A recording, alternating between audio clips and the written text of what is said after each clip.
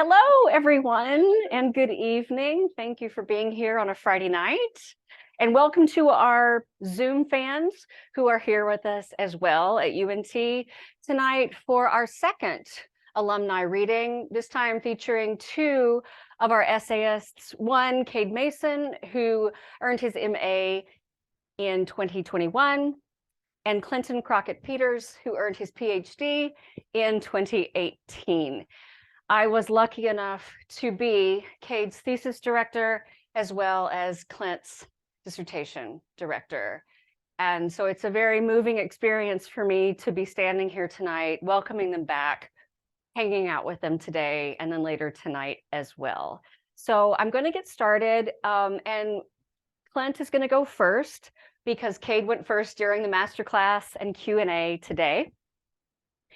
And did I introduce myself? No. Okay. Hello, I'm Jill Talbot.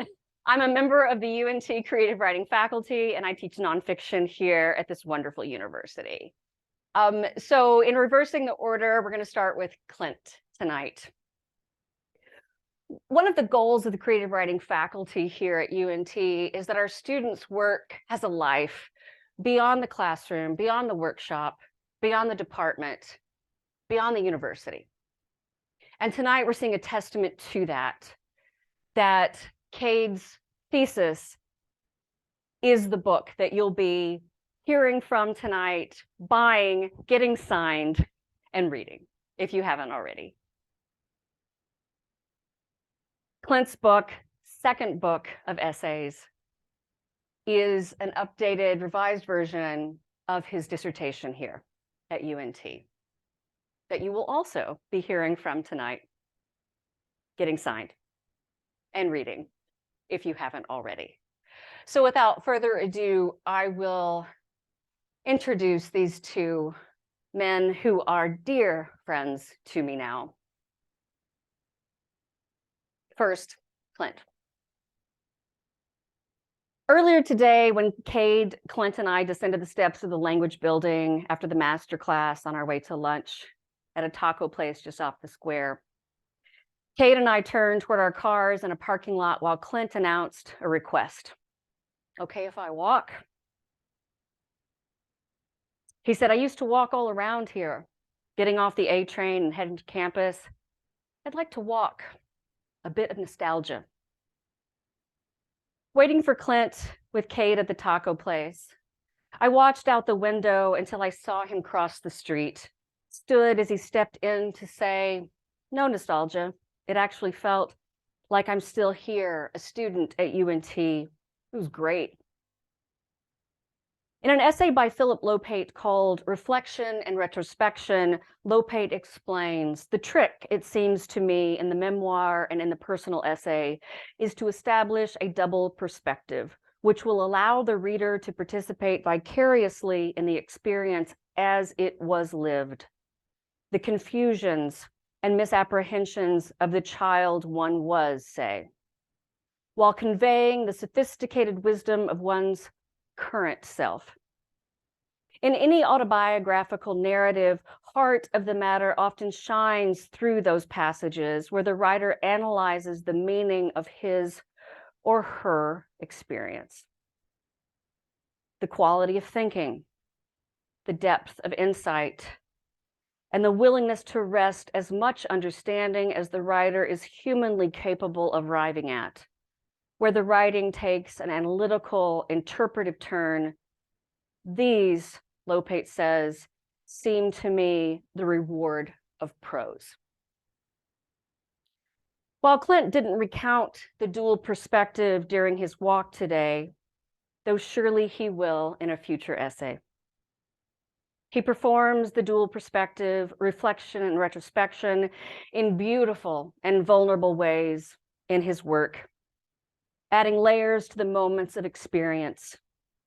A section in one of his essays begins, I never admitted then what is easy to say now. And other moments like these. And now the person writing this looks over the shoulder of who I was then.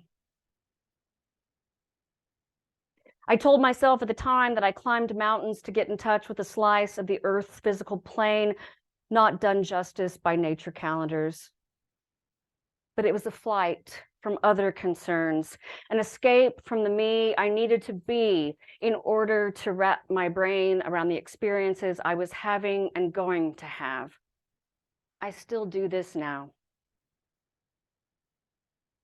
I want to flash forward to the part where I almost redeem myself. I suppose no one does life or every trail right. Perhaps now, as I'm a little bit older and as things go, have less time for travel, I wish I had spent fewer hours on a desperate quest for empowerment. I wish my precious hikes had been for themselves as unnecessary as they could be. I do spend a lot of days summiting threads created by memory. It is a wilderness of my own making. Distance and reflection. Maybe that's a bridge, but I didn't know that then. Clinton Crockett Peters.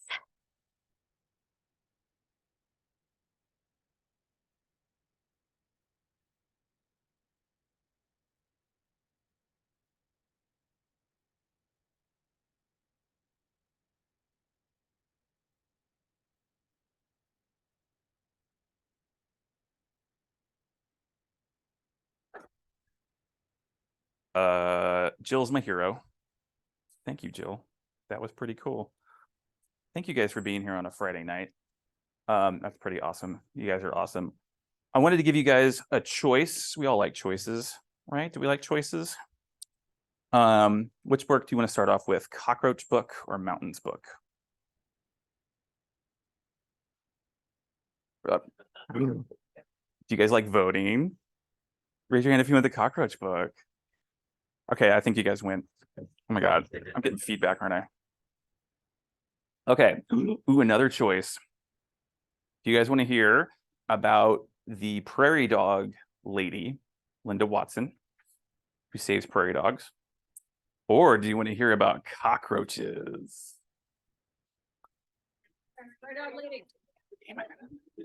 That's fair. I won't read the whole thing. It's a little long, and I do want to read a little bit from the Mountains book. Okay, cool. So I'll just read until I get bored. And if you guys are bored, just tell me. All right, this is called Recycle Prairie Dogs. I'm getting feedback. Are you guys hearing this? A little bit? Okay.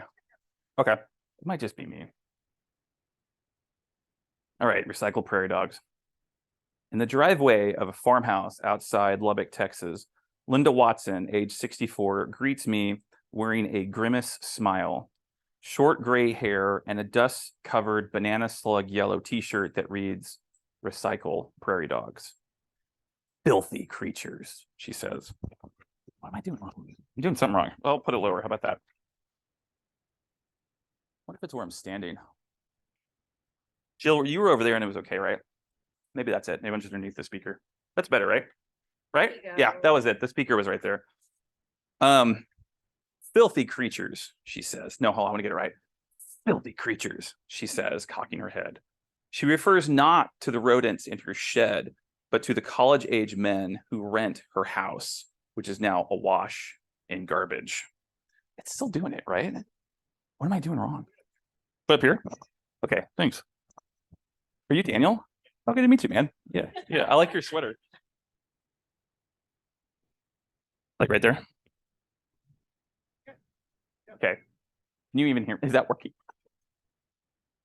Is that better? Okay. All right. I never go in there. Instead of visiting her paying humans, Linda will choose to wilt for 10 hours in the Texas July sun, sticking her hands into darkened burrows and retrieving rodents who reward her trying to save them by tearing her fingers off. The Houston Chronicle once called Linda Watson, quote, a random fragment in the social order. She claims to have rescued 2,000 prairie dogs a year for the last 31 years, which would be more than any other person on the planet. In response to a phoned request to tag along on her prairie dog rescuing, she said, quote, "As long as you can shut up and pay attention, we'll get along. Because the minute I put my hand on an animal, I'm responsible for him. The mission is him and not your spreading words. Honest to God, I don't give a rat's ass about your story," unquote. Prairie dogs hail from the squirrel family, 5 species all told, burrowing from Mexico to Saskatchewan. Their homes resemble a dirt version of a McDonald's playground, tunneled matrices that descend 10 feet and stretch for up to 30, spaces inside for bathrooms, bedrooms, a foyer, and nurseries for the bald, blind newborns. For their pains digging these mansions, prairie dogs get invaded by rattlesnakes and black-footed ferrets who depend on the rodent meat and the burrows for homes. In total, up to 89 species rely on prairie dogs. For this, the scientists dubbed them a, quote, keystone species, which makes it perplexing how prairie dogs are hated in West Texas. The usual reason given is that their burrows break cattle legs and horses, though the scientific veracity of this claim is debatable. Studies from Colorado State University indicate that prairie dogs can actually increase cattle yields because burrowing aerates soils, leading moisture to the parched earth and grass. Despite this, the creatures face extermination by methods that include drowning, dynamiting, burrow ripping, and bait poisoning. One man who goes by Mr. Dog, profiled by Mother Jones, said he preferred a Remington 222, and he claims to have bulleted 75 straight once before missing. I think in meeting Linda Watson, I wanted to talk with somebody who could help illuminate why the mass of people would have such a hating towards a thing when others would crawl out of the same borough, the same town, the same Lubbock with a completely different view. My story, though Linda Watson wasn't interested in it, is that I'm a former owner of a prairie dog and also grew up in Lubbock. The late 1990s and early 2000s were interesting times to own a prairie dog. In addition to all of the fumigating and varmint hunting, in 2003, the CDC and FDA banned prairie dogs as pets, and the city of Lubbock began killing scores of dogs because it was convinced erroneously that the rodents were responsible for poisoning groundwater with their feces. I gave my prairie dog the ironic name Squirrel, and her friendly attitude didn't disappoint. She was about the size of 2 fists, short-fuzzed, mouse-smelling, vocal. She greeted me after school every day from her 6-foot-tall cage with a rearing of the hind legs, followed by a high-pitched reminiscent of 2 plucked violin strings. Biologists call this the prairie dog's, quote, jump yip. It's the sound Squirrel greeted me with for 9 years. She welcomed me from pubescence until I was in my early 20s. As with most adolescents, my keeping a mammalian life allowed me to practice the awkwardness of social biological kinships. Squirrel's comfort elbowed me out of quotidian anxieties, made it hard to hold a too harsh view of the universe. It's difficult to be spiteful or cynical for long when an animated fur squeak toy wants to crawl up your leg and go to sleep on your lap. I'd mentioned on the phone to Linda that I once cared for a prairie dog, and I laid bare my bias, hoping to share a kind of interspecies bond. A quick Google search will reveal all the ways to kill them, the proper poisons, the gun ranges where people have fur targets instead of paper. But it's rare to find another person attached as I was. And in Linda's gruff way of saying, after we'd hung up, "You don't seem so terrible," unquote, I think she came to see that we did have a similar outlook, though my hands were far less scarred than hers. Maybe a little bit more. What do you think? Still in? Okay, not bored yet? Good. 60 prairie dogs are cooped inside Linda's skylit shed, which when we walk in smells like cat meal processed with mold. 3 rows of cages sit against a wall. The prairie dogs flutter like birds about the mesh. Wood shavings and turds kick into the air. As I near a larger animal, it rears on its haunches and lets out a squeal that sends a jolt of memory through me. Linda pries open a cage and tosses in a plate of chopped carrots, cucumbers, and radishes. Some animals scurry from her hand, while others hunch and eat, one feasting as Linda strokes it back. Quote, they do make good pets, she agrees. As we leave, Linda switches on a radio hanging from the wall. A Nashville crooner pops from the speakers. Quote, as long as it's not religious, I think that they like it, she says, and shuts the door with the music playing. We walk to Linda's Chevy Silverado parked in a dusty and mesquite-shaded expanse of a backyard. Hitched to the truck is a trailer hauling a rusty 500-gallon water tank. The tank is leaking water as if bladder shot. The truck bed is filled with cages, a cooler of bottled water, and dish soap. Why soap? Bubbles, Linda tells me, panic the prairie dogs into thinking they're drowning before they actually are. She gauges the soap isn't healthy, but neither is drowning. While we're talking, Linda's assistant Luke wheels up to join. He is 6 feet tall with a beer belly, soft voice, and pale goatee.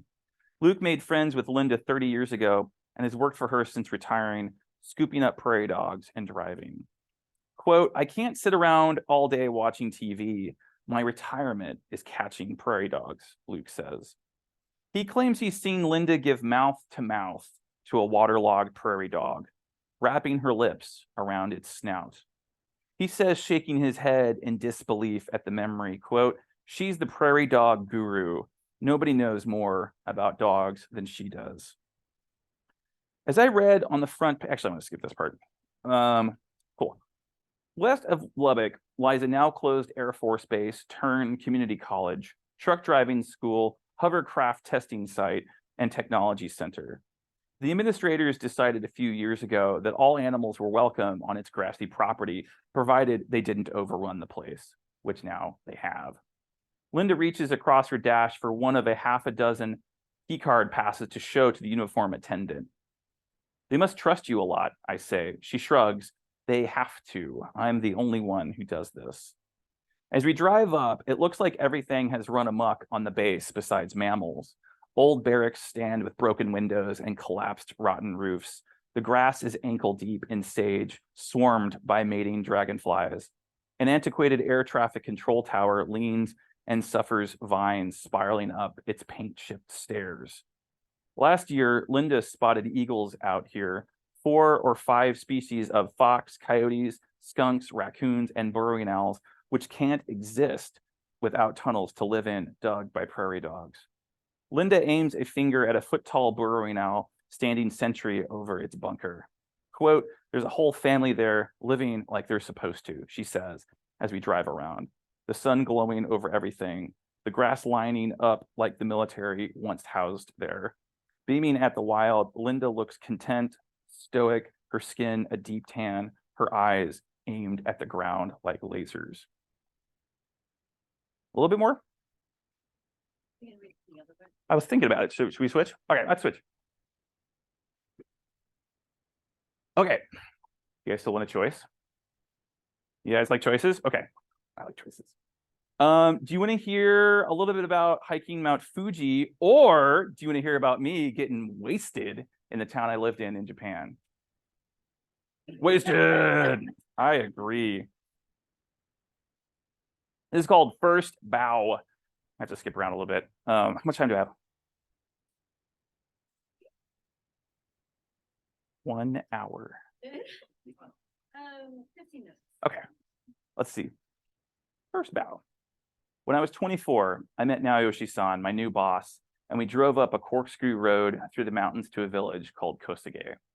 We reached the town hall where I had introductions, a flurry of bows from the staff, and tea with the mayor.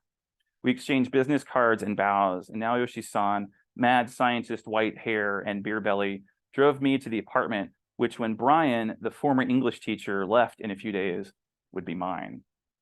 Brian was squat and curly-haired and had the expression on his face of a man constantly chewing aspirin. While I changed out of my suit, showered, and put on a pair of shorts, Brian sat in the living room drinking. He offered me a beer, but I turned him down. He asked me how I was doing, and I said jet-lagged, but okay. I told him about buying hundreds of pencils and keychains for our students in Houston before I'd left town. In turn, I asked Brian about life in Kosage. Quote, When I first got here, my predecessor was off hunting wild boar with the locals or something, and I didn't speak Japanese. So when they drove me up here, I was like, where the hell am I? It was beautiful, the mountains and everything, but I had nothing to do, no internet, no TV, no phone, and no nightlife. So I drank in a lot, and the habits kind of stayed with me. The nice place, though, I'm sure you'll do fine here. We heard a knock from my boss's car, or honk, sorry, and got up to leave through the sliding glass doors. I noticed Brian had stacked 5 trash bags outside, the kind used for lawn leaves filled with empty beer cans. Yeah, I never could figure out the right garbage days, Brian said. They recycle everything here. Naoshi-san's wife dropped us off at a restaurant the size of a Denny's. Most of its tables were on tatami mats where you would sit on cushions. We sat on the side with Western chairs and tables, our feet on the dusty floorboards, the only customers. Naoshi-san undid his tie and untucked his shirt. He picked his teeth with one hand and held the other over his mouth to conceal the toothpick. I noticed a thick gold ring on his right hand. This, he said, I got in Oregon. We were talking in a mix of Japanese and English, the distillation of which I don't remember. Yes, it's a beautiful place, he said. We have our sister city in Oregon. I have been 4 times, and each time I have fallen in love. An old woman wearing an apron and slippers came out. She slid us a menu and gave us 3 Asahi drafts without asking. You drink a lot? Brian asked. Yes, I lied. He clapped a hand over my shoulder. You'll do fine here. We touched glasses. Brian drank his mug without stopping. He's famous for being drunk, Naoshi-san said. He's the town drunk, he said in English. Yeah, I'm the town drunk, Brian agreed. He asked for another beer. Naoshi-san said something to the woman. He just ordered raw horse meat, Brian said. You ever tried it? You'll love it, trust me. Then it was on a plate at our table, elongated slices of cranberry jelly with blue veins. Naoshi-san handed me a pair of chopsticks. I couldn't think about it. I dipped a hunk into soy sauce and then into my mouth. It was salty, chewy, and sweet, the way bacon fat is. It's delicious, I said truthfully. I ate a few more slices while we finished our drinks, cautioning myself about eating too much raw horse meat and drinking, which I'd never done in combination before. But my hands and mouth countered my plan. We all got drunk, me first, then Brian, and finally Naoshi-san. You're strong, Naoshi-san yelled to me. Town drunkard, he said to Brian. Number 2, Brian said, aiming a finger at his nose. Number 1, he pointed at our boss. We all laughed. The one who brought us another plate of raw horse laughed. A man named Masahide came in, an employee of Naoshi-san's in the Department of Education. He was a linebacker-looking sort of guy with a square head and glasses, and he and Brian began talking seriously about something. Naoshi-san grabbed me by the neck like a coach and bent me over his side of the table. Clinton, he said, I like America. I like America very much. I go to America many times. I love Oregon. I want to go to Oregon many more times. It's a very beautiful place. You're not from Oregon? No, I'm from Texas. Texas? What's in Texas? Are you a cowboy? Do you have a gun? I had a gun, I said. Scary, he said, and shivered. Americans are so scary. I'm so scared of guns every time I go there. Which, #fair. I pushed out of my seat to the bathroom, took 7 steps and realized how old the building was. Cracking hardwood walls, mildew stains were rain leaked in, torn posters of Enka seniors dressed in kimonos, crooning their lofty syllables. But something about a simple yellow banner advertising Asahi Superdry made it hit me. I had gotten a job I hadn't expected and was about to live in a Japanese village of 900. When I had signed the contract in Texas, I assumed some agent of inertia was going to keep me in Lubbock. I thought my life destined to be like my father's, raised and buried between 2 rivers. I'd never been overseas, yet here I was, the year gaping before me. And after 12 months, I could recontract. The thought was sobering. Brian would be gone in 6 days, and I'd be the only Westerner in town. For how long? How long would I stay? It was a question of adaptation as well as allowance. Would I become an alcoholic? Would I be a good teacher? How long was I supposed to stay? When I returned to the table, they'd ordered pig intestine and a potato alcohol called shochu, which is nasty stuff. Do not drink shochu. Then I remember singing a song by the Ramones. I remember ordering more food and Naoshi-san and Masahide warbling an Enka ballad. More than once, I remember somebody clapping me on the back and saying that I was all right. Then it was time to go. Naoshi-san had paid the check. We rose, pushed up our chairs, blushed, and thanked the old woman. Naoshi-san's wife came and we waved goodbye as they got inside this car. We were singing as they left, bellowing some song that somehow all of us knew. Should I skip ahead a little bit? What do we have? 5 minutes? Okay. Blah, blah, blah. Okay.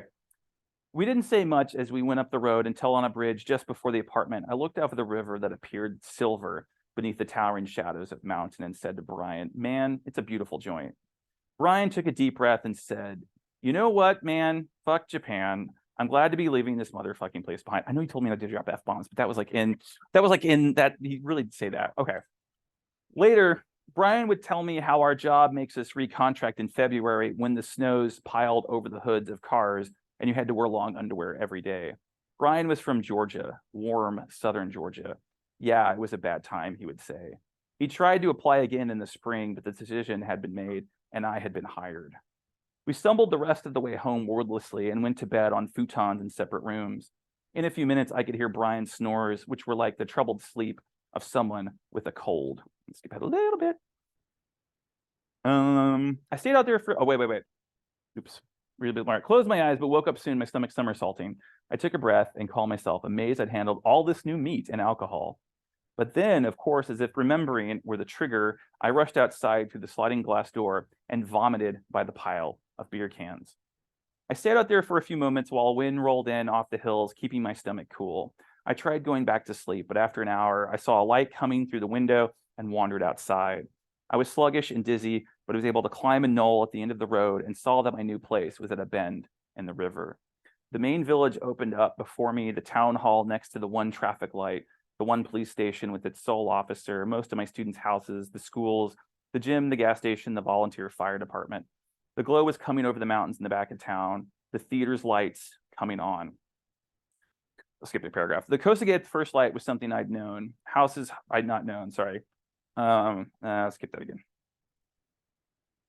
Okay, cool. I do some like philosophical stuff, whatever. And then my stomach, as if on cue, still swirling with liquor and horse, told me to lean over the guardrail and again give back those presents to the land I'd received them from. The trouble was unexpected. I'd been enjoying the sunrise and had felt a warm calm as if I'd taken a bath. I suppose many abroad experiences are like this. As I stood up, I remembered something about Japan, something that made me shiver. One of the luckiest things you can do, I'd been told before coming, is to catch the first sunrise of the new year. Sometimes in Japan, they call it Go Raiko, or the divine coming of the light. My contract ended exactly 1 year from the date I was standing here in front of Kosage, presenting myself over this guardrail. Inadvertently, I'd given Kosage and the light a bow. This was my salutation, my way of introduction, and as a Japanese would, my humbling myself before my new home and the year that awaited. But I was happy with the thought that I hoped most of the town was sleeping, waiting yet to welcome me. So thank you. I'm also glad I didn't vomit here.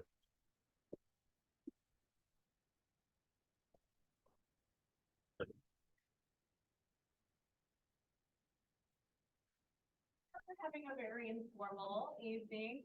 Just gonna take a couple of minutes break, so if you need to go get some water or the restroom, we'll resume in 5 minutes.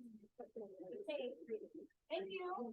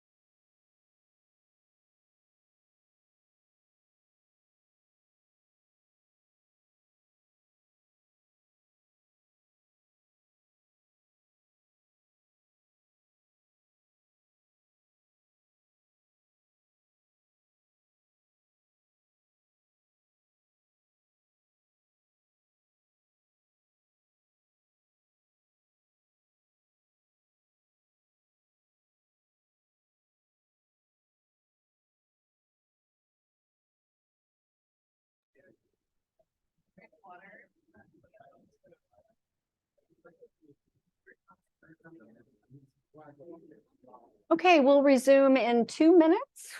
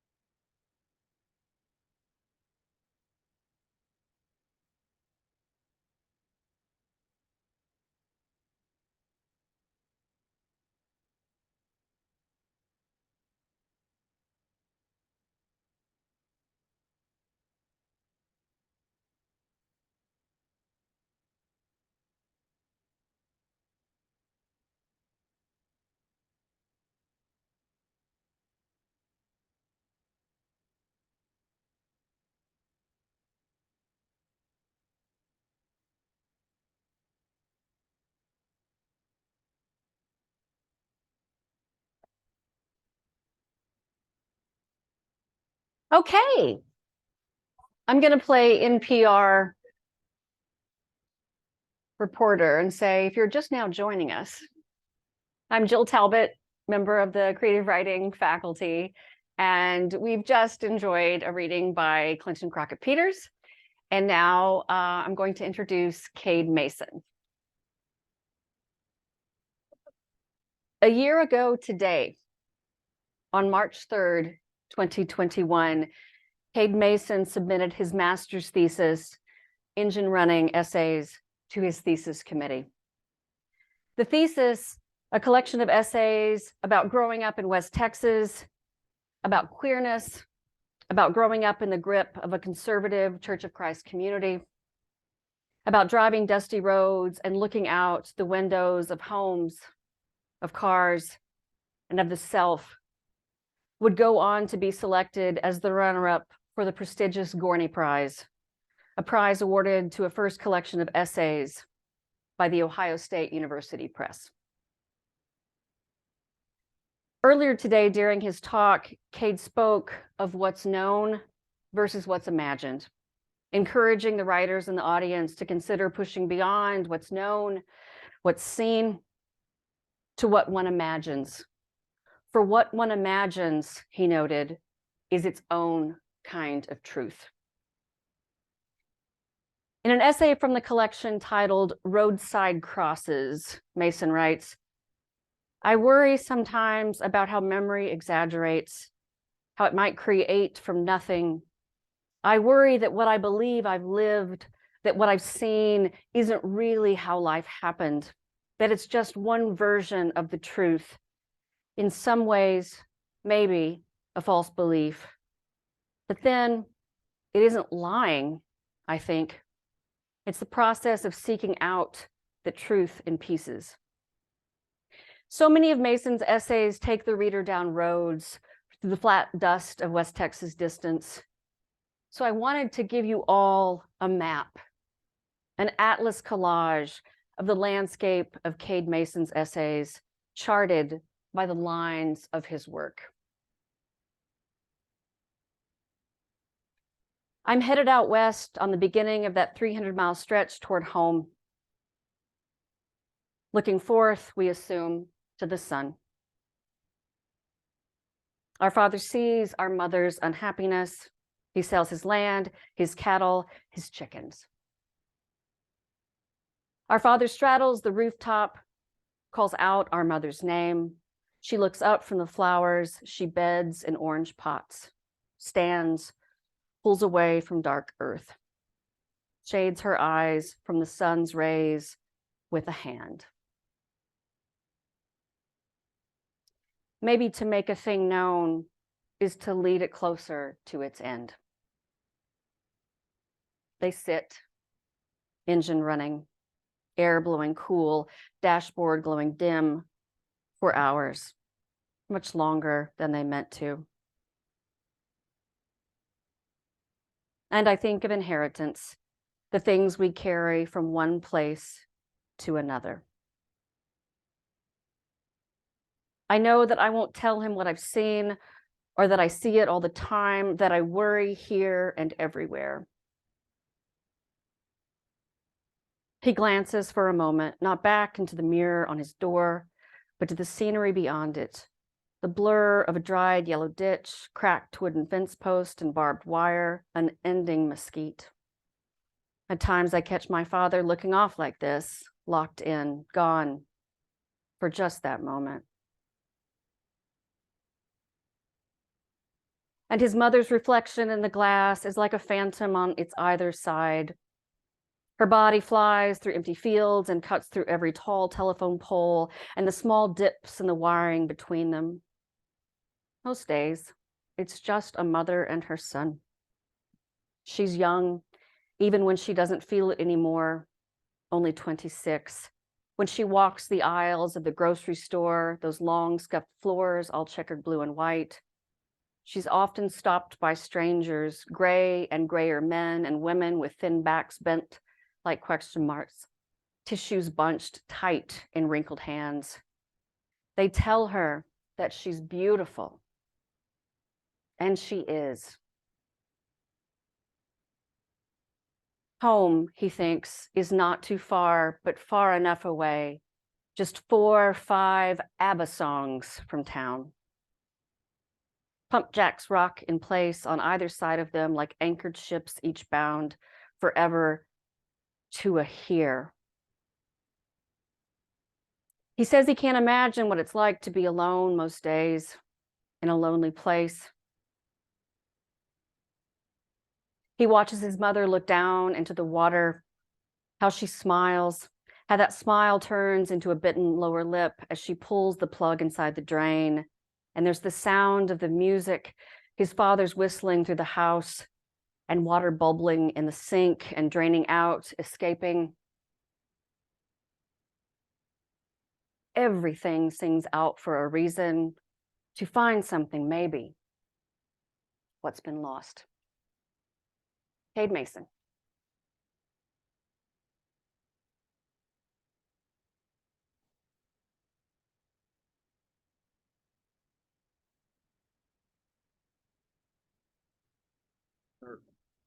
Yep. Yep.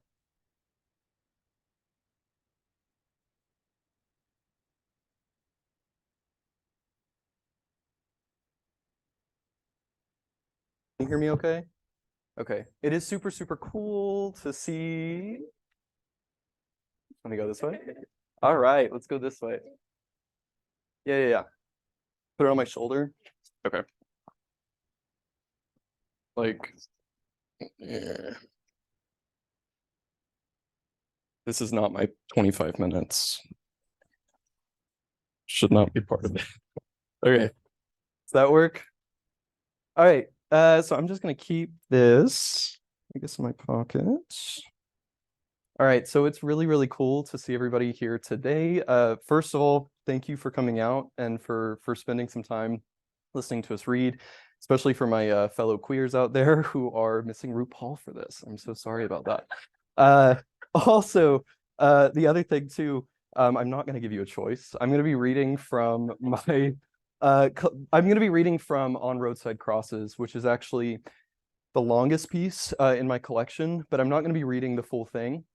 What I'm going to do instead, it's a fragmented essay, and I'm going to be reading, of the 64 fragments that are in there, I'm going to be reading 21 of them. So for a little bit of context, what this essay is about is I took a trip from here in Denton to my hometown in Post, And along the way, it's about a 4-hour trip. I counted crosses along the way. It's not a very exciting trip, clearly. And I etched each cross that I passed, or I etched a line on a Whataburger receipt in my car every time I crossed a cross on the road, right? So you're going to hear a section or a fragment in here that mentions that. So that's what that's about. But other than that, it flips back and forth between childhood and between a little bit more present. All right, so this is on roadside crosses. My best friend from church has kind eyes, a voice that rasps. He laughs often, and when he does, his kind eyes squint as if they're catching too much sun. Dee's family lives inside a mobile home right on the edge of town. This isn't strange, just different from what I'm used to. From his bedroom, you can hear the low vibrations of his mother's stepping in the kitchen, his older brother's picking at an electric guitar in the room across the hallway, his father's working on an engine in their home's front drive. There's a smell that hangs like pictures on the walls. Unlike my house, my mother's several candles, like the fried foods of Dee's mother's cooking. One day, Dee's father tells the church about his gift, how he sees demons, or that he can, that sometimes they just appear. He says he's sitting home alone when it happens, that he looks up from his chair to see a figure in the kitchen, a dark shadow hovering over the cream linoleum, with deep red eyes like orbs floating where a face should be. He tells our congregation how he stands and plants his feet into the living room carpet like he's bracing for a hit, how he starts to pray, to say, in Jesus' name, staring into that dual red, I cast you out. In Jesus' name, I cast you out. And the shadow, what Dee's dad had called the demon in his kitchen, snaps away. No sound, no impact, no evidence. As a kid, I think about this often. Every time I step into their kitchen, I stare at the floor, the sink, the cabinets slightly raised above my gaze, where I imagine eyes to be. I remember a boy in our church I'll call L. He's in high school. He's tall, skinny, quiet.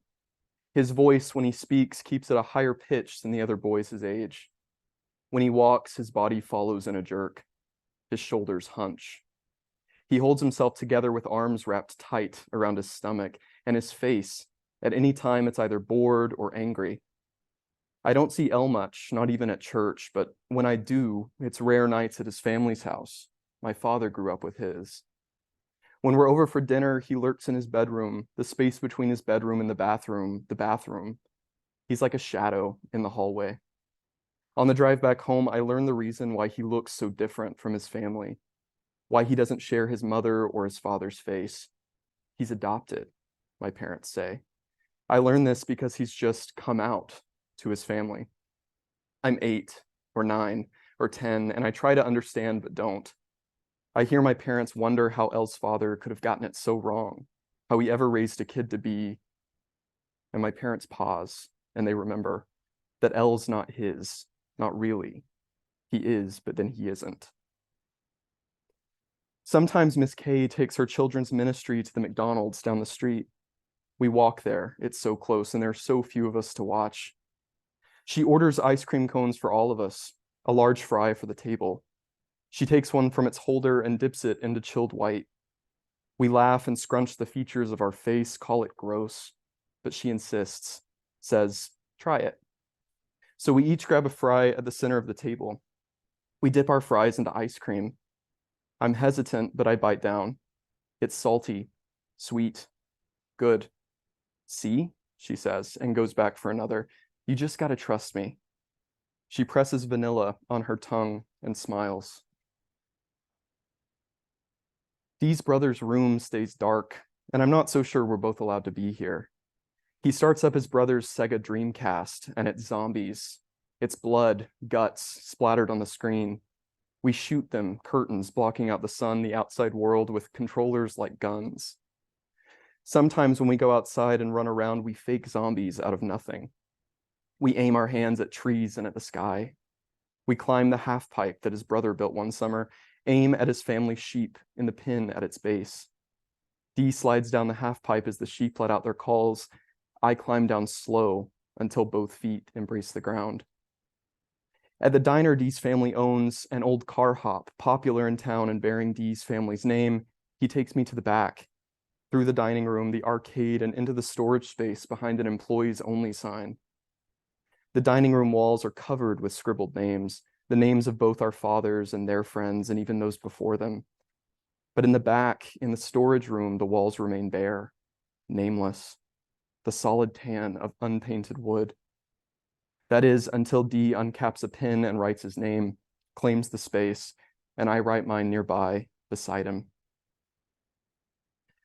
The road back home, back to West Texas, I think feels endless when you're on it. City landscapes melt away for white bricked county courthouses and beaten up Ford flatbeds and empty general storefronts. And then mesquite, mesquite, mesquite, with angry branches filling out the landscape like closely scattered piles of skeletal remains. I stop in some small town like this with a name that I'll forget every time I leave it. I pull up to the station, park my car, look down to the receipt that I have flattened in my lap, and I count them up, just over 30 crosses by the halfway point to home. I wonder why it is I'm really doing this when I leave my car and go inside, pass down aisles of wide-brimmed cowboy hats and sermons on CD and plastic dashboard crosses. I note them, but I don't count them. I step inside the bathroom where I stand, shoulders back beside some white-bearded trucker at the urinal. He makes loud, breathy sounds like he's really trying here. Trying maybe to compete with the country music pumped in from the speaker right above us. It hisses with static against the hiss of our streams. And there's the temptation, felt, I think, because it's wrong, because curiosity has bad timing, to look down, to glance just slightly to the other man. But I quickly find myself, and I see flashes of myself, with a broken, bloodied nose, 2 eyes swollen shut, a body twisted on the side of the road. I stare straight at the wall. I finish, wash my hands. I look up at the trucker looking back from where he stands, and our eyes meet in the mirror for a moment, long enough to notice it, to feel as if I have to leave, and now. I rub my hands against my jeans as I walk out into my car. I sit there. The car shakes alive, me in it.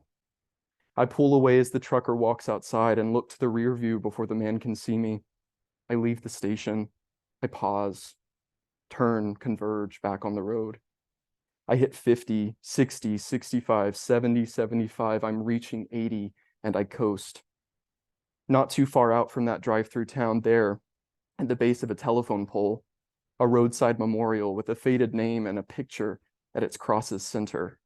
Flowers, dead and scattered in the ditch. I reach for the receipt in the passenger seat, the pen in the cup holder. I etch another line. These days still, driving home from anywhere, I'll pick up some odd memory scent of an old church's children's room with its Jesus and its Mary and its Joseph all lined up and felt against the wall. I'll sense the metallic weight of Christ's blood on my tongue, a taste like Welch's grape juice. I'll hear or think I hear the shuffling of women through their purses for mints and coins for offering, and why.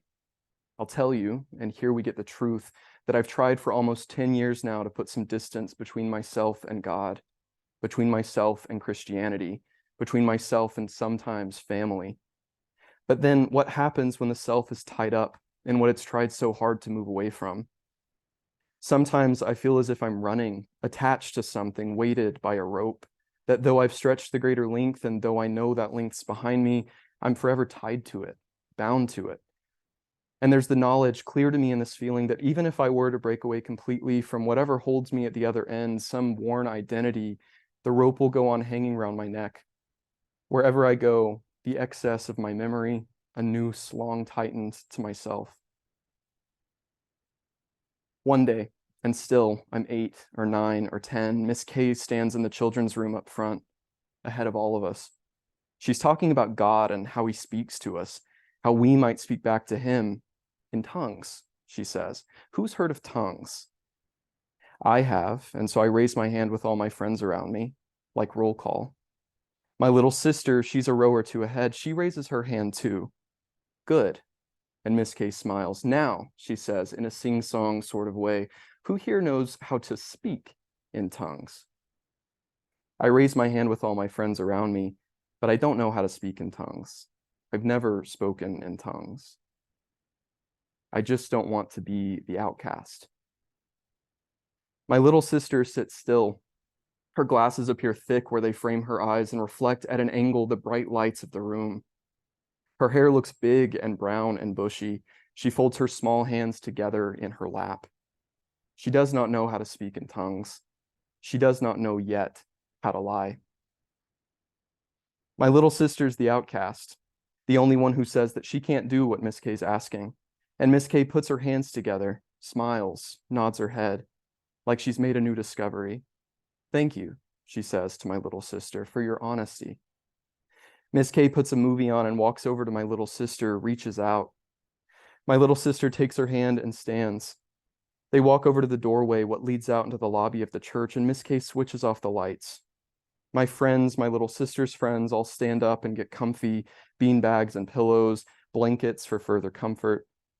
I stand to find a spot when I hear my name across the room. I look behind me to the open door, to Miss K and my little sister standing, silhouetted in the lobby's pale yellow light. Come on, Miss K says, come hold your sister's hand. The two of them don't move until I do. Inside the room that's like a cave, there's a droning through the walls. The service on the other side can still be heard. The words sound without form, but the voice, it holds on to the air in here and hums. Miss K sits behind Pastor Jay's desk, and my little sister and I sit in the two chairs across from her. They're big to our small and plush and almost comfortable.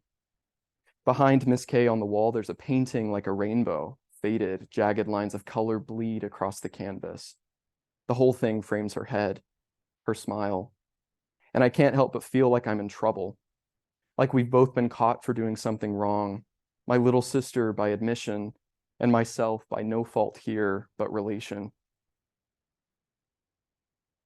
Miss K looks my little sister in the eyes and tells her that she'll learn to speak like angels, says it's a gift that she can give, one that my little sister can use to praise God, hallelujah, forever and ever, amen. Miss K looks me in the eyes and asks for my help, my guidance. I'm 8 or 9 or 10. She gestures to my little sister in the other chair. Your sister, Miss K smiles, teeth white like vanilla, like salt. Why don't you show her how it's done? I cannot lie alone, not without my friends around, and certainly not where God's concerned. I stare at the face of Miss K, who waits for me to speak, to demonstrate. My little sister looks at me too, and I notice how her smile turns up slightly at the corners of her mouth. There's an excited sort of energy in her gaze, her whole demeanor, like she's anxious for allowance, like she's standing at a door that only I can open, and she's waiting for me to let her in. One night at home, it's just my father and me. He cooks us dinner. I'm at least 5 in this memory, though probably surely older than that. And we wait for 8 o'clock for the movie that's premiering on TV, The Mummy. We'd seen the trailers for weeks, had marked out the time to watch it as a kind of bonding father-son. My mother acts cautious before she goes with my baby sister wherever she ends up going. She wonders about the content of the movie, but my father assures her it's all cut for time, for the content that gives it its PG-13 rating. And besides, he says, we can always turn it off. One night, Pastor Jay and Miss K invite my family over for dinner. I'm not sure why, what for, though I don't expect that there was ever any reason beyond the fact that it's the job of this man and his wife to foster a congregation. I don't remember anything from the night other than this. After dinner, when my parents moved to the living room to talk, I'm asked if I'd like to watch TV. I'm not sure where my little sister is in this memory. I'm just certain that Pastor Jay walks me back to his and Miss K's bedroom, where I crawl up on their bed, lie amongst the throw pillows. I remember thinking even then on the strangeness of this, the intimacy, how lying on their covers in their bedroom and their house, it all felt wrong. But there's a large screen at the foot of their bed, and Pastor Jay turns it on with the click of a remote. He scrolls through the listings and there it is, The Mummy. I'm not so sure he knows exactly what this is, but I ask for him to pick it and he clicks the movie, leaves the room, closes the door. When Miss K asks for me to demonstrate for my little sister, I back down and I confess, I'm not sure how to speak in tongues. I was afraid, nervous, and so I said I could when in fact I couldn't. I didn't want to be alone in this. I don't remember how Miss K looks at me then. I don't know if she's disappointed that I've lied in front of her and all my friends, my little sister, and to God, but I imagine that she might praise him, however silently, for another student, a disciple. I imagine that she takes our hands and prays for us, over us, that she's convicted she's imparting something on us we could never find ourselves. I do remember that she demonstrates that the words that fall out from her mouth sound almost funny to my ears, like a video played backwards. And then she asks us what we've heard, if we've understood it, if we'd be willing now to try. Here's another confession. I learned to speak in tongues thanks in part to The Mummy. Sure, Miss K helps me, and I hear it, see it all the time. But in the moments that I try, really try to force out tongues, The Mummy is the model. It's when a character translating from the Egyptian Book of the Dead reads out slowly, like a chanting with conviction. And in turn, for better or for worse, it's this conviction that raises the dead. So in the moments that I try, and I really try, I close my eyes and think of Rachel Weisz and sheer black sleeves and hair that falls in loose curls over shoulders. I think of how she moves a perfect finger slow across thick metallic pages, how that finger glides beneath the several lines of packed together hieroglyphics, whose hidden meanings fill her mouth and tumble out harsh and still precise. How she picks up speed before her tongue hangs onto a single word, Yatue, what raises the dead. I make it then my prayer, my demonstration. Yatue, Yatue, Yatue. Inhabit, inhabit, inhabit. One day in music class at 8 or 9 or 10, we children lumber onto metal stands lined with thin gray carpet. There's a stain near the floor that we all try to avoid, a black blot marked at one point early in the year by some kids throwing up. So we climb because when you're lucky, you're all the way up top. I'm lucky, and D is almost so. He sits one step below me at my feet. When the bell rings, the teacher turns off all the lights and switches on the projector. She clicks a button on the stereo. A small red dot fades up in the dark and skips through tracks until she lands on one. Jupiter, the bringer of jollity, a woman's voice near robotic says, by Holst. Strings climb, brass blares, the timpani strikes. Seated at the projector, capped marker in hand, our teacher follows the imagery of space. She points to planets, stars, and comets that each represent a moment of the music's time. She's far enough away from us, so focused on the music that she can't see Dee's quiet turning in his place to tell me something, that she can't see my leaning forward to whisper something into Dee's ear, that she can't see how in perfect time into the swell of leitmotif the both of us meet perfect in the middle. My first kiss, an accident. And it's quick enough so no one in the dark has seen it. But I remember looking with surprise at Dee looking back and smiling, like the thing we'd meant to say had been a joke and had been really funny. I remember too how the memory of that moment stretched to more than seconds in my mind. I think the truth is that we both forgot to say the things we'd meant to say because he turned his back to me and I looked back to the projector, to our teacher tapping time like it just might get away from us. I remember a boy in our church I'll call Z, his flamboyance, limp wrists and spiked up frosted tips, the way his legs cross when sitting in his Hollister cologne. He's loud, polite. He's the only boy in our small town in cheerleading. And he sounds, I think, like a girl. One day, what must have been a Friday night in fall, my family gets ready to leave our house for a high school football game. I'm 8 or 9 or 10. Z then, like that other boy L, is in high school. I stand holding my sister's pom-poms in the kitchen. I lift a leg and kick, and my shoes squeak wild on the white linoleum. I jump and shake my body, dance in rhythm to the music that I sing, and cheer what our cheerleaders cheer, a fight song, until my father rounds the corner from the living room, until he shakes his head and curls his nose, says, "Stop that," stern, and I still. "We don't do that," he says. My father's tone's the one reserved for trouble, and I know he thinks of Z here because I do. "Boys don't act that way." "Boys," he says. "Real boys," he means.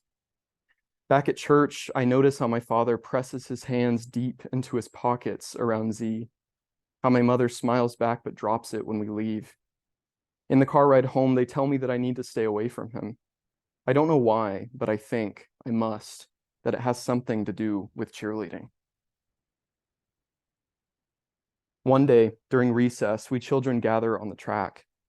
Some kids walk between the rubber rows while others spread out on the field at the track center. Dee stands underneath the metal bleachers with a friend, and they wave me over. I glance around, make sure the three of us stay outside the gaze of all of our teachers, and I run. I get closer, and they're laughing. Dee looks nervous, but his friend, a city kid before our town with the dark hint of hair on his upper lip, even now at 8 or 9 or 10, he just keeps laughing. "A condom," he says, points to the ground, at the thing like a deflated balloon half buried in the dirt. I'd never heard the word before, and from the look that he was giving it, Dee hadn't either.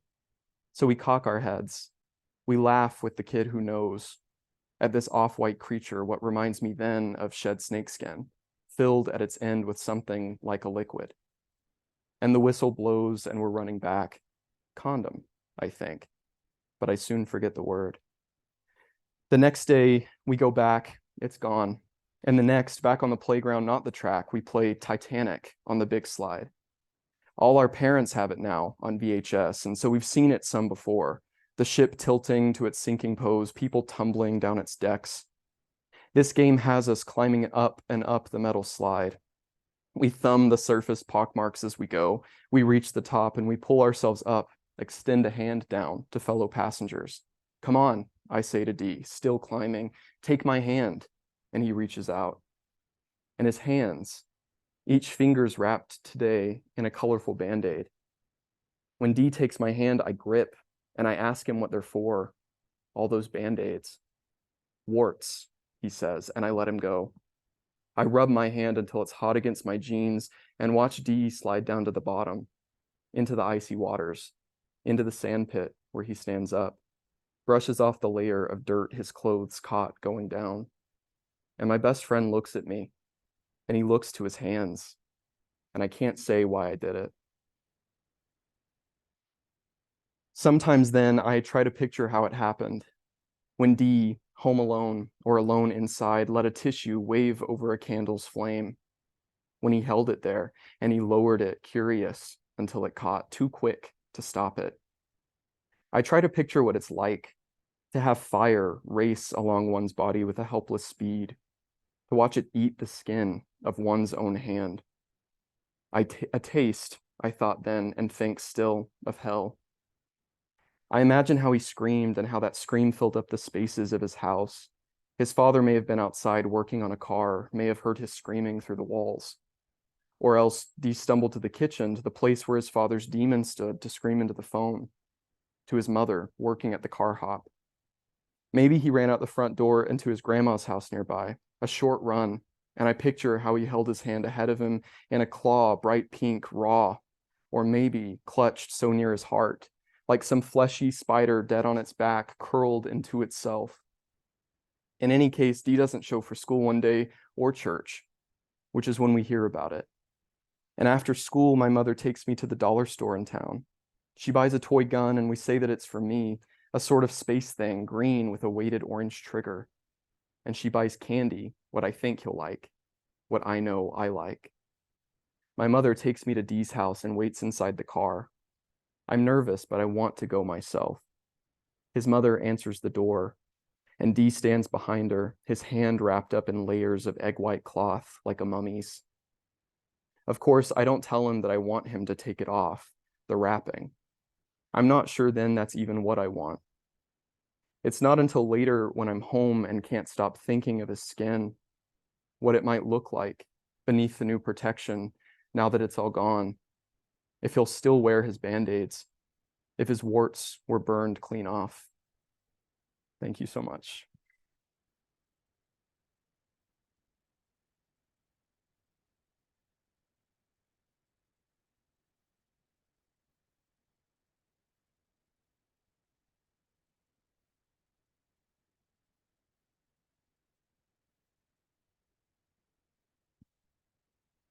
Okay, so now we're going to open it up for questions for about 15 minutes, and then we'll have the book signing after that. So I'm going to have them share the mic here, particularly for our Zoom crowd at home.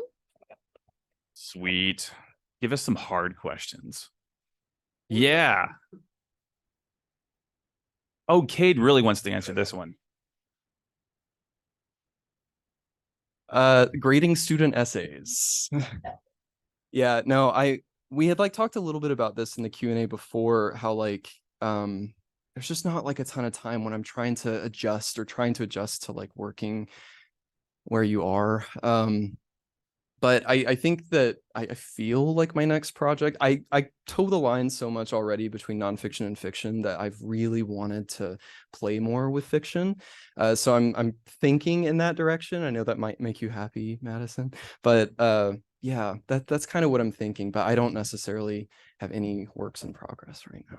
Yeah, just celebrating this right now. So yeah. Similar problem. I mean, I'm teaching an overload this semester because we're down a colleague at the small liberal arts college that I worked for. But which I love. I love that college. Berry College. Woohoo! Largest college in the world. What? Fact check me. So I'm working on 2 different book projects. One is on monsters. I love monsters. So like The Thing, or the movie The Thing, I wrote about that. Alien. I'm finishing up an essay on the Texas Chainsaw Massacre. Nightmare on Elm Street, I just finished an essay on that. The movie Roar, which is the most dangerous movie ever made. You guys should look that up and watch it. It's amazing. It's a terrible movie, but it's just like people are in actual danger in the whole film. And then another movie on like unlikely or dark environmentalists like George W. Bush, everyone's favorite president. And the people who did Roar and some other folks like that. Yeah. I'm also working on an essay on deliverance. I have ADHD, so I have to work on like lots of projects at once, like 7 or 8, and I just kind of like go through them. It's not a very efficient process, but it's how I operate, and I've just learned to accept that. Yeah. That wasn't that hard, but it was pretty hard. Thank you. Yo, Dr. Furch.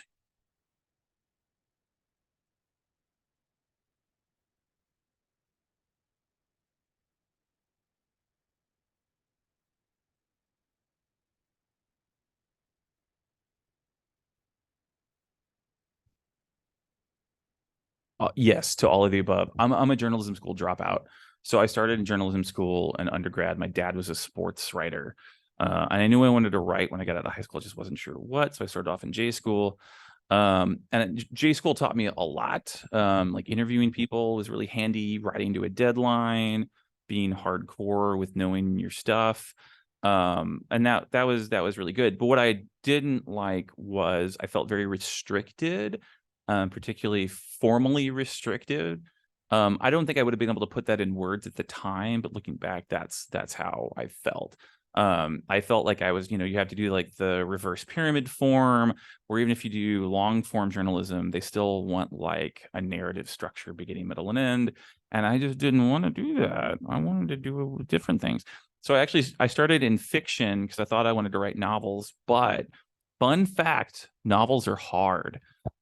And then I moved over to creative nonfiction, and it just like meshed really well. But I still will employ the tools of journalism in what I do, particularly in like fact finding, right?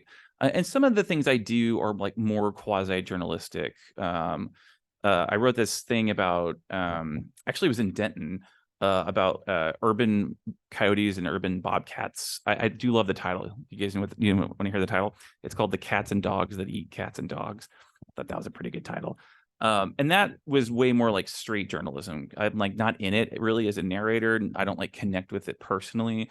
I just wanted to write about other stuff, right? Whereas I think a lot of what I do, I sort of like just do my own thing. Cade, do you want to respond at all, like background wise, or no? Yeah. For sure.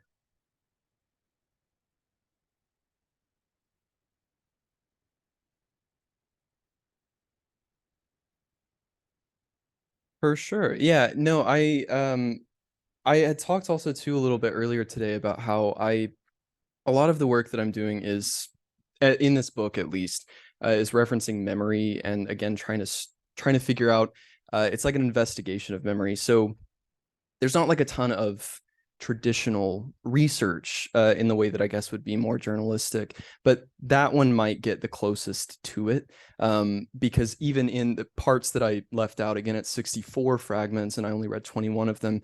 In some of the parts that I left out, I'd actually gone into I had gone down like YouTube rabbit holes and like deep dives into different definitions of words, or of looking at literally a video of these kids speaking in tongues in like a church setting, and like going into the YouTube comments and kind of like pushing as far as I could with an investigation of like those kinds of things. But yeah, I think that's one thing that I am actually, as far as my nonfiction goes, because this is so memory based and is so metaphorical. I think that one thing that I do want to try in my nonfiction writing, if it isn't moving more into fiction, if I'm moving more in the nonfiction route, I'm wanting to do more journalistic kind of stuff, or research based. I think that might be like a next kind of project. Yeah, but. Brian.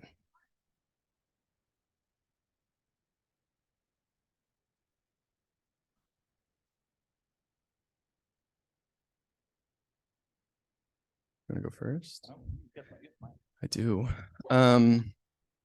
So what it calls me to it, I think that it was a weird kind of thing. I had come first into writing, wanting to write TV shows. I wanted to write fiction. That was kind of like what I wanted to focus on. So once I actually ended up taking a beginning nonfiction class here at UNT, I was really, really pulled in. I had never really been able to finish fiction projects. I would start so many and I would never be able to get to even a halfway point with my fiction. With nonfiction, it was almost like it was weird that I was able to just kind of like lay so much out, and then to be able to approach it in a way that still you can apply the elements of fiction to it, right? Which that in itself to know is freeing. But yeah, I was just kind of pulled to it as a way of like being able to seek out more of myself, if that makes sense. Being able to kind of like figure out what some of these things in my life, especially during this period of my life, what they mean to me, what they meant to me. And I think that the essay just provides such a good vehicle for investigation that I know that fiction can do that. I know that poetry can do that as well. But I personally have not been able to find myself able to use those genres just yet in the same way that I feel as comfortable doing, I guess, in the essay. But yeah. Yeah, what he said. No, I'm kidding.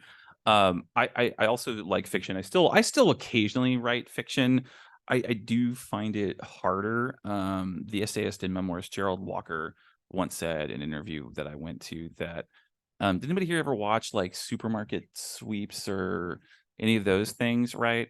So sometimes people are like, go get something from the store, and it could be anything.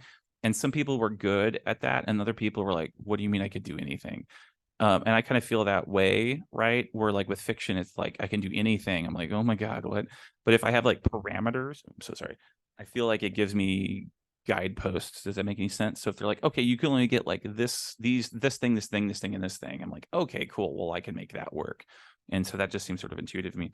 I really like what you said as a vehicle for investigation. I also just really like not having to have a beginning, middle, and end. I really like the idea that I can put like a mind, a persona, a narrator on the page and think thoughts and then shuffle those thoughts around. Because I feel like I write chunks. I don't write like entire drafts. I tend to like chunk. And then I can rearrange those chunks kind of like a mosaic. And that just seems to work with my process and my brain.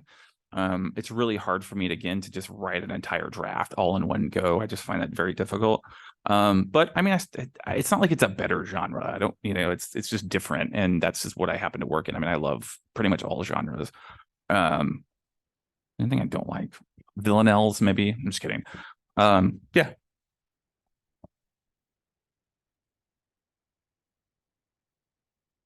What else? You want some like hot goss about UNT or something? Maybe later when we get beer.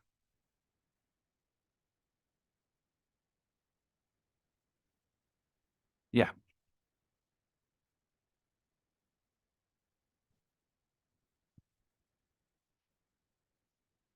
Yeah. Yeah. Totally. I in the masterclass I mentioned that oh yeah. Hey Zoom folks. The question is, how do you go about arranging a collection? Which is a great question. For my second book, I had in my head, I saw it as like a mountain. Now you might think that's silly and that's fine, but that's just like how I saw it in my head.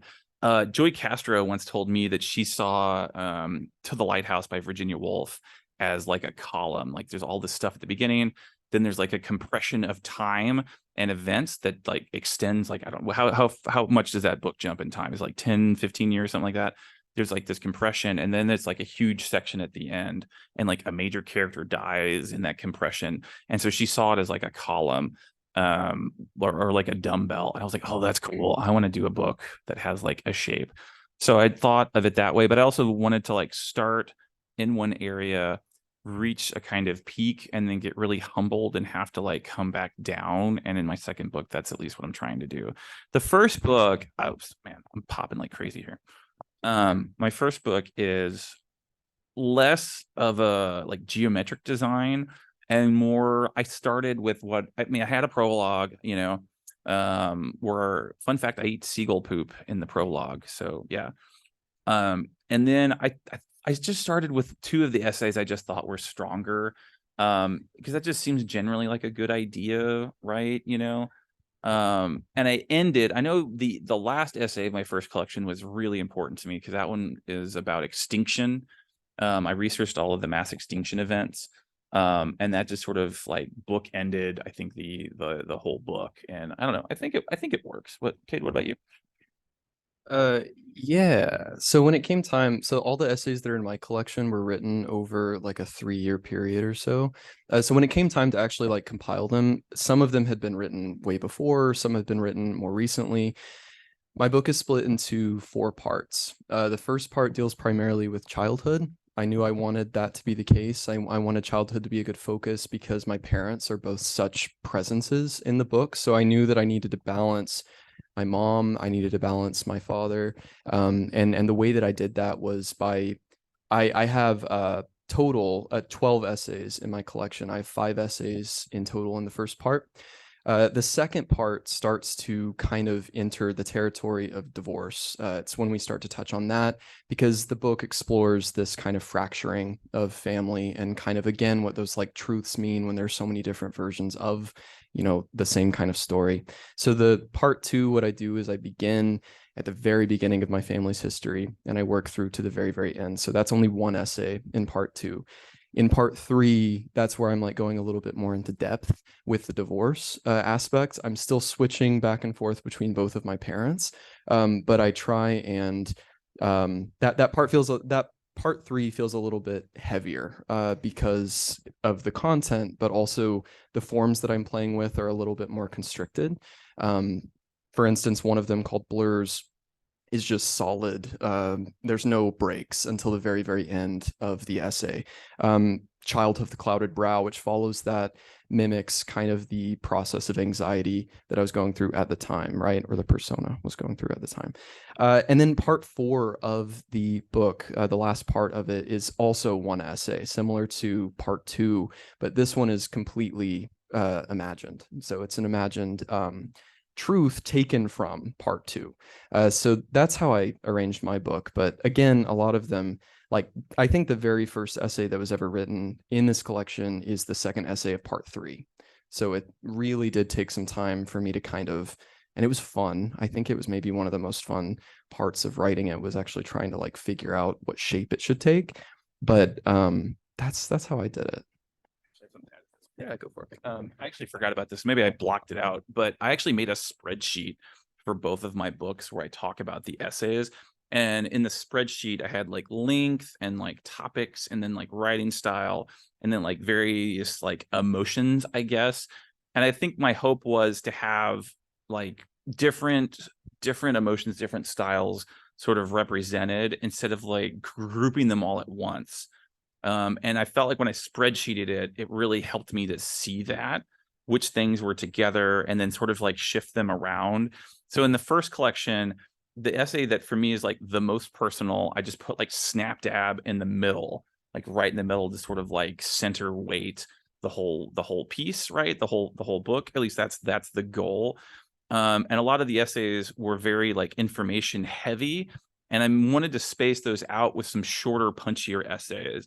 So there's, I think, like 4 short essays in Pandora's Garden, and I have them like be little palate cleansers right before some of the other ones. And again, like spreadsheeting that just really helped me see that. So I would recommend that. Spreadsheets are great. Sweet. Yeah. Cat.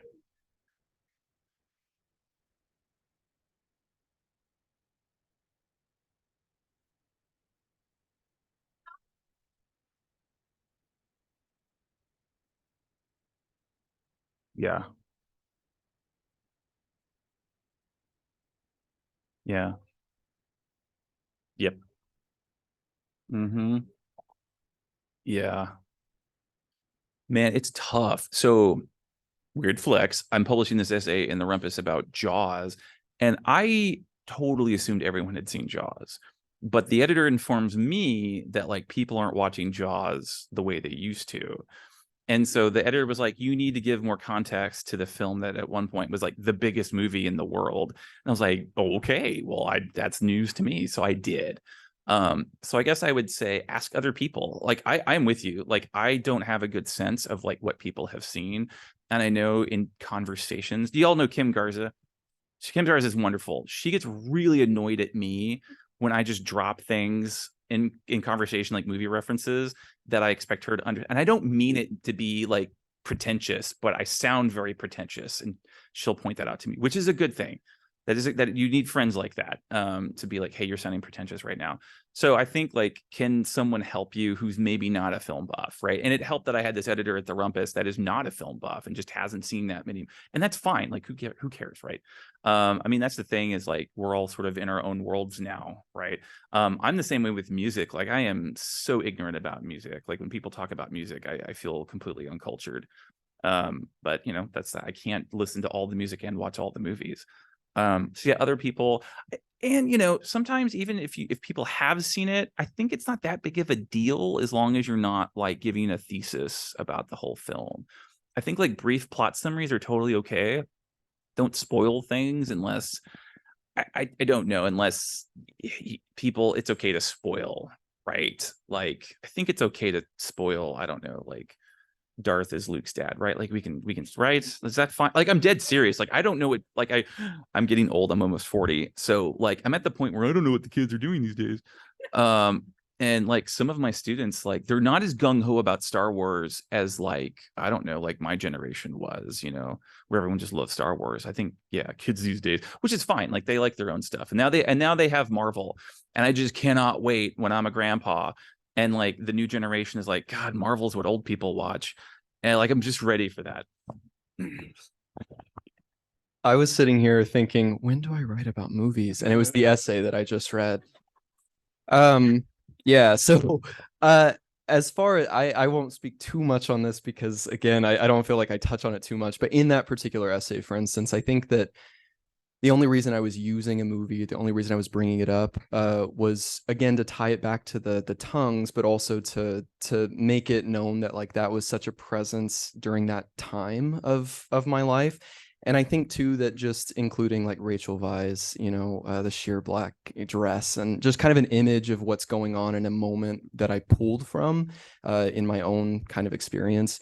To me, that was enough. And I didn't feel like I needed to go any further than that. So I guess I guess the advice that I would give there is just to use what you think is enough, like for the essay that you're trying to write. Oh, one other thing, just to add, I would say in initial drafts, err on the side of giving too much. And then you show them to your readers, your editors, and they can always tell you to cut it out. But if it's not there, they can't tell you what to put in. So initially, I'd say err on the side of too much. And I do try to do that. Right. Yeah. We good? Hey, for real, guys, you guys are cool. It's Friday night. I get that. But hey, we're going to go drinking now. Oh, we're going to sign books. Dang it. Just kidding. For real, guys, thank you so much. And thanks to Jill. Thank you all for coming. And yes, please go outside, buy some books. Cade and Clint are happy to sign them. Thanks to the Zoom verse out there. And have a great weekend, everybody. UNT out.